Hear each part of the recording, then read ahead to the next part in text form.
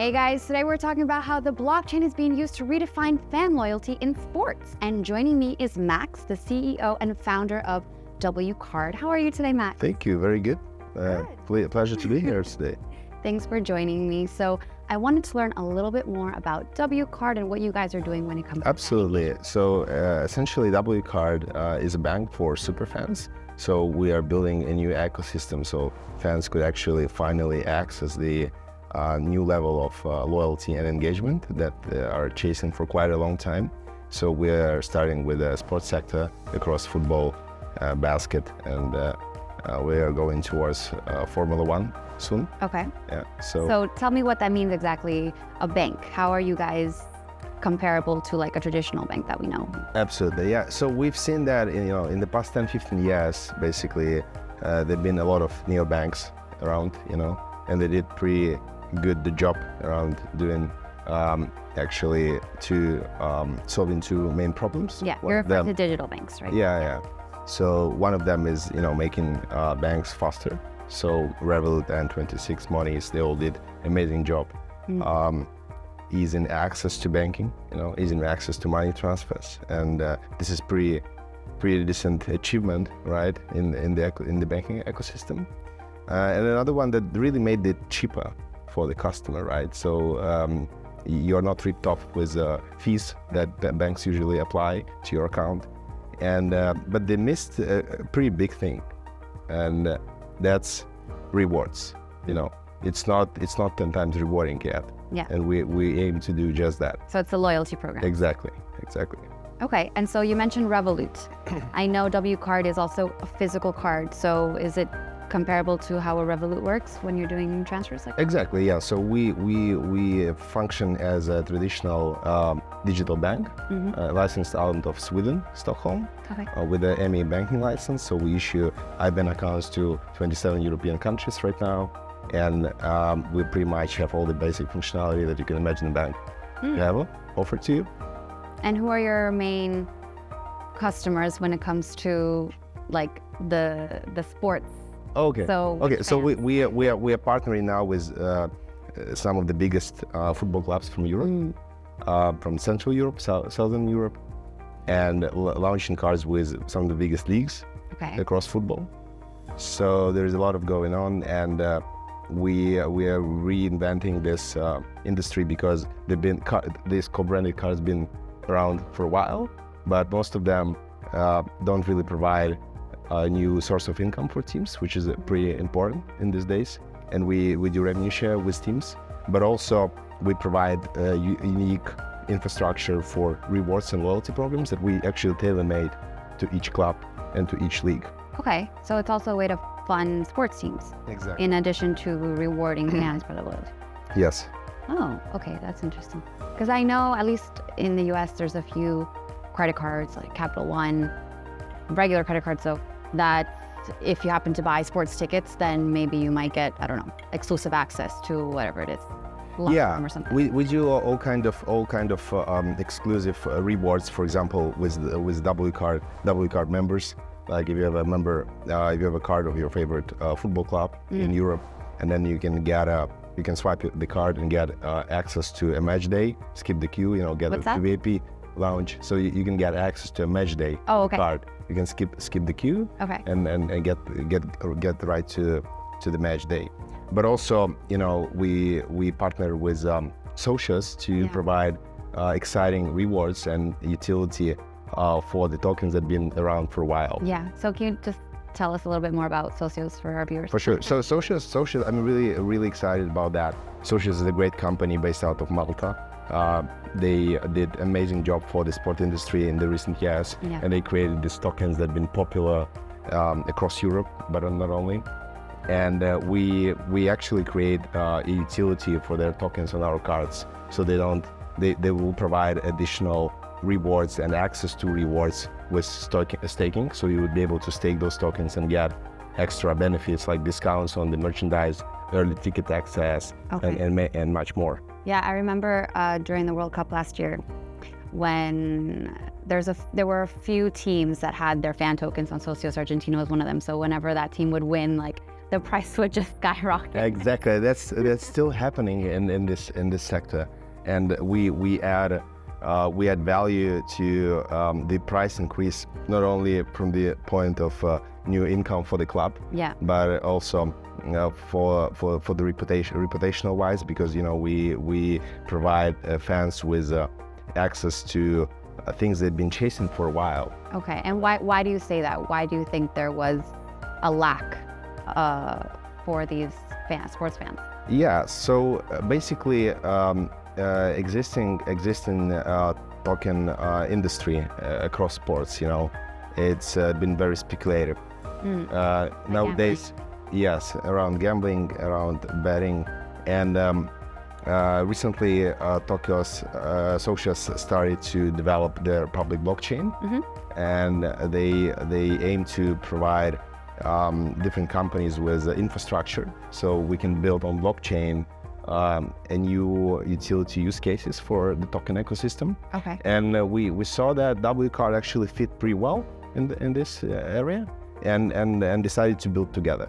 Okay, so can you talk to me a little bit more about how that would work exactly, if they have their own blockchain and you would partner with them? Yeah, so they have their own blockchain, which is Chilis. Yeah. And this blockchain provides us with ecosystem to build functionality for the tokens. Right. And so we can deploy them on the card of a given club. And then a fan could stake those tokens, and with different levels of staking, they would accept different levels of rewards. Like, for example, fan badges, so they could put it on social media to show others that they really like this team, right? And then this badges would enable them to access even more rewards with further discounts and access to tickets and etc. I see. But then do users still have to buy Chili's tokens? Because I know that's how those. That's right. In order to buy a given club token, you gotta buy the Chilis token, right? But then so you can buy that with wCard. Yes, okay. But then you're gonna stake them on wCard as well. Got it. Okay, that makes sense. All right. And so let's delve into that a little bit more, and how blockchain maybe has been used within socios, or even like with NFTs, with NBA Top Shop, and how these sort of loyalty programs have come about, and just maybe trends in the space that you're seeing. Yeah, I think the most interesting space right now at this moment is around fan engagement and creating value for a fan, instead of giving this often meaningless items, reward items like cashback.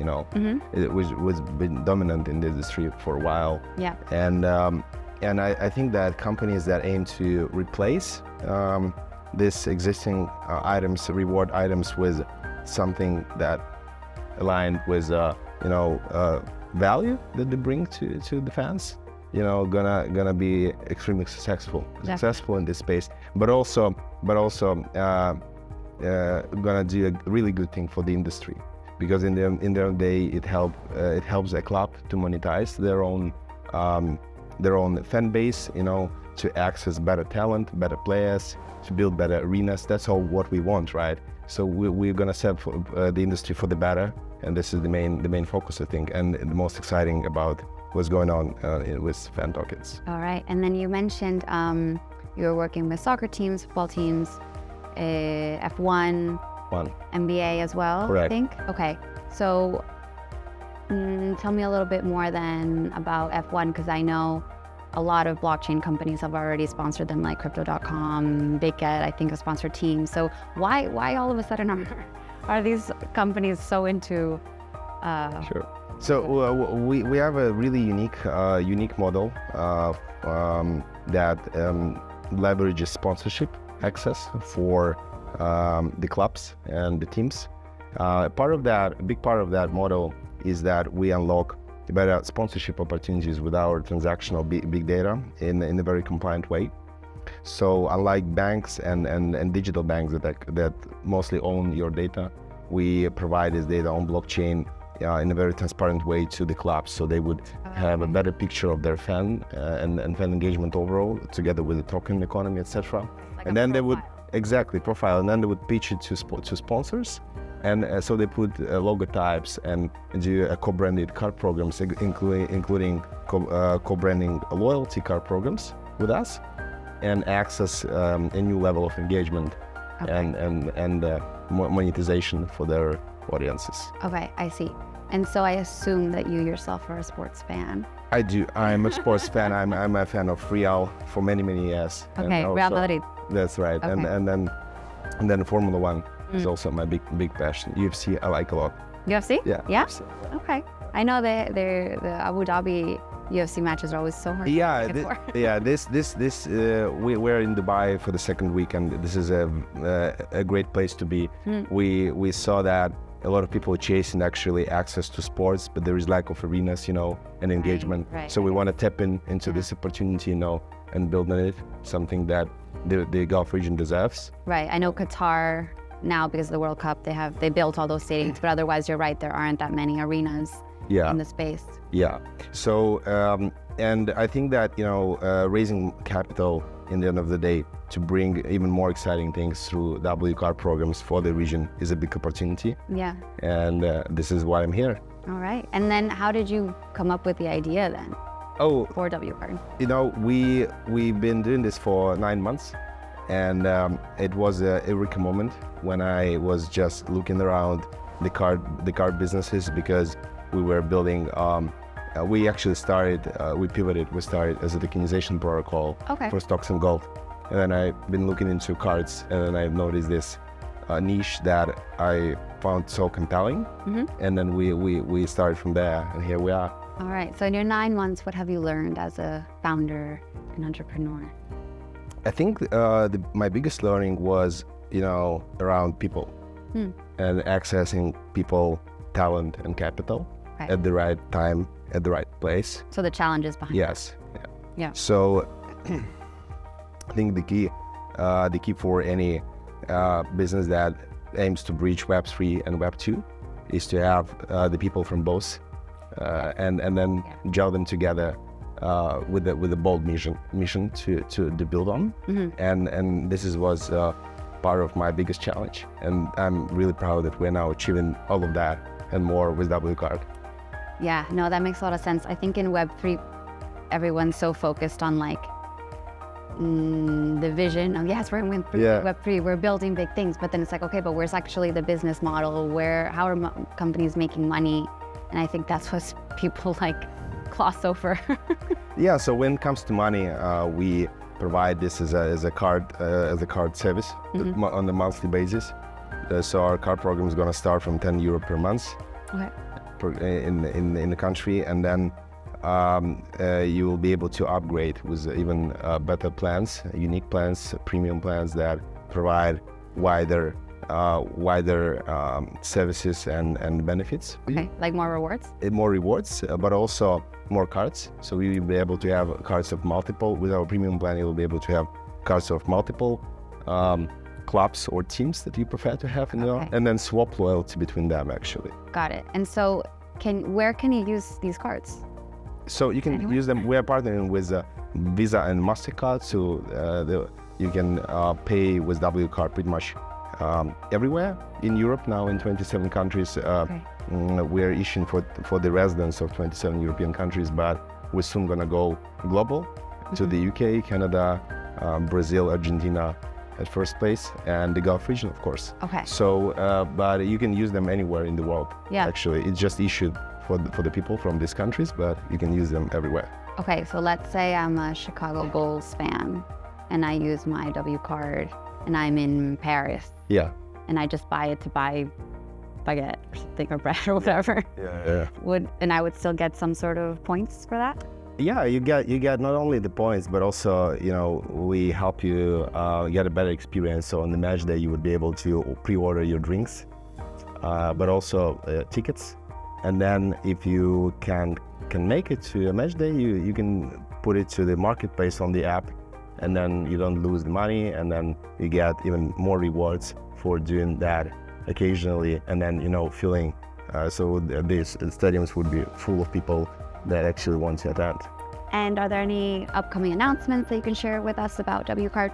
Yeah, we are doing a pretty amazing panel, hosting a panel at the Epic Web3 conference in Lisbon on the 9th of June. Yeah, let's come. It's a pretty epic crowd. Binance, Consensus, Zerion, Visa, Intergiro, our partners from Sweden, Socios, and many others join.